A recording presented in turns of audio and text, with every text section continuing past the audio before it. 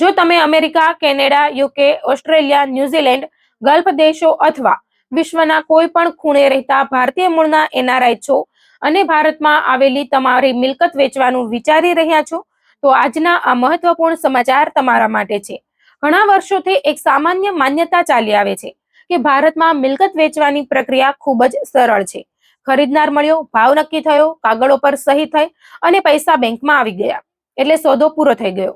પરંતુ વર્ષ 2026માં હકીકત આ કલ્પના કરતા ઘણી અલગ છે. આજે એનઆરઆઈ માટે ભારતમાં મિલકત વેચવી માત્ર એક રિયલ એસ્ટેટ ટ્રાન્ઝેક્શન નથી, પરંતુ ટેક્સ, બેન્કિંગ, કાયદા, દસ્તાવેજીકરણ અને ક્રોસ બોર્ડર નાણાકીય નિયમો સાથે જોડાયેલી અત્યંત જટિલ પ્રક્રિયા બની ગઈ છે.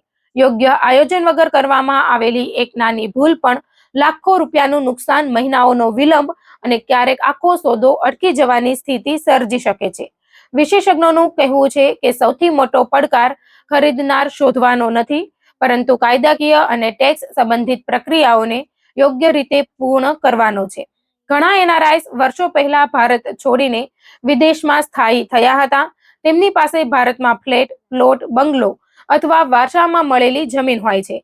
સમય જતાં તેઓ મિલકત વેચીને તે રકમ વિદેશમાં ઉપયોગ કરવા માંગતા હોય છે, પરંતુ તેઓ ઘણીવાર એ વાતથી અજાણ હોય છે કે એનઆરઆઈ માટે લાગુ પડતા નિયમો ભારતમાં રહેતા વ્યક્તિ કરતા અલગ હોય છે. આ સમગ્ર પ્રક્રિયામાં સૌથી વધુ ચર્ચાનો વિષય બને છે ટીડીએસ, એટલે કે ટેક્સ ડિડક્શન એટ સોર્સ.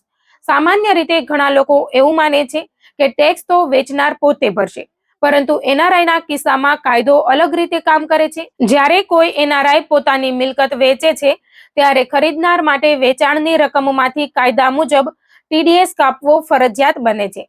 ઘણા કિસ્સાઓમાં આ કપાત વેચનારની વાસ્તવિક ટેક્સ જવાબદારી કરતાં ઘણી વધારે હોઈ શકે છે. પરિણામે એનઆરઆઈના હાથમાં શરૂઆતમાં ઓછી રકમ આવે છે અને વધારાનો ટેક્સ પાછો મેળવવા માટે પછીથી ઇન્કમ ટેક્સ રિટર્ન ફાઇલ કરીને રિફંડની પ્રક્રિયા કરવી પડે છે.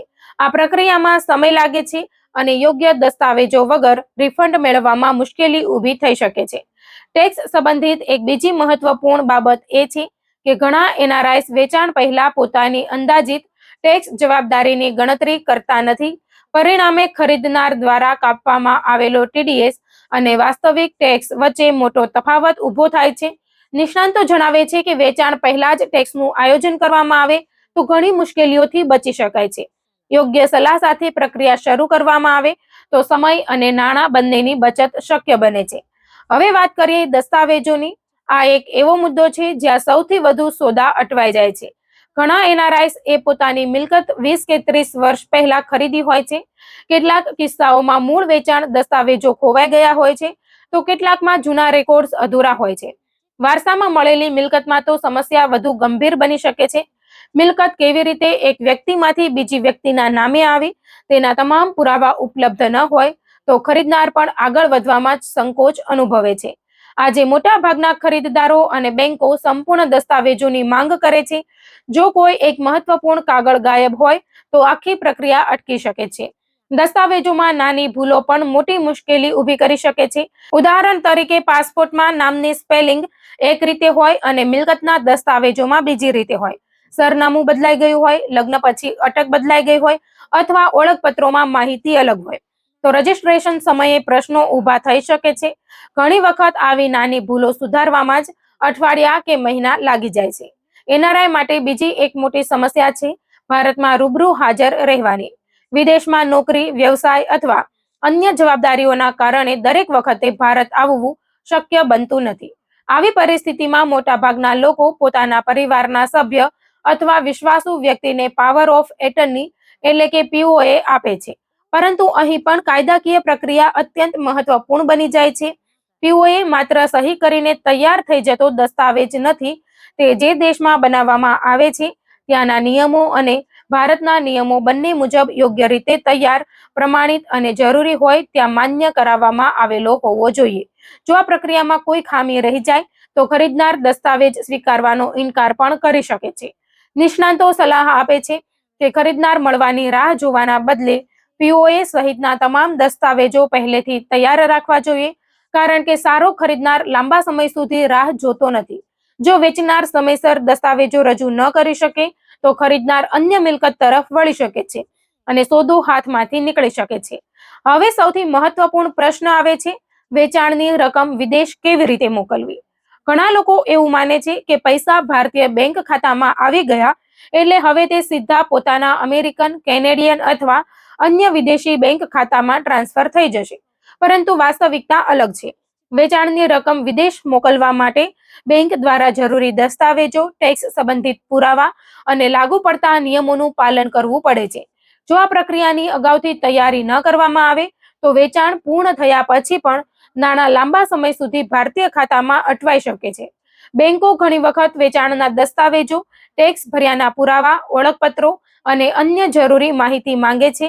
જો કોઈ દસ્તાવેજ અધૂરો હોય તો રેમિટન્સ પ્રક્રિયા મોડી પડી શકે છે.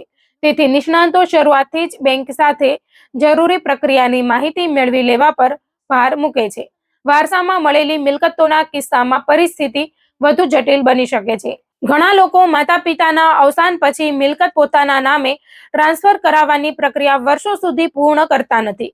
શરૂઆતમાં કોઈ સમસ્યા દેખાતી નથી, પરંતુ જ્યારે વેચવાનો સમય આવે છે ત્યારે ઉત્તરાધિકારી સંબંધિત દસ્તાવેજો, માલિકીની ચકાસણી, જૂના રેકોર્ડ્સ અને કાનૂની પુરાવા એકત્રિત કરવામાં ઘણો સમય લાગી શકે છે.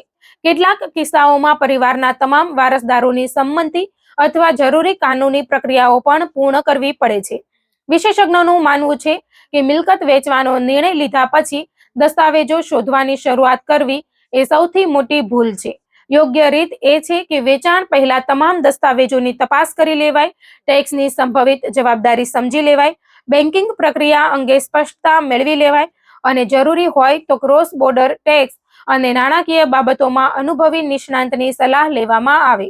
આ પ્રકારની પૂર્વ તૈયારી માત્ર સમય જ બચાવતી નથી, પરંતુ ખરીદનારનો વિશ્વાસ પણ વધારવામાં મદદ કરે છે.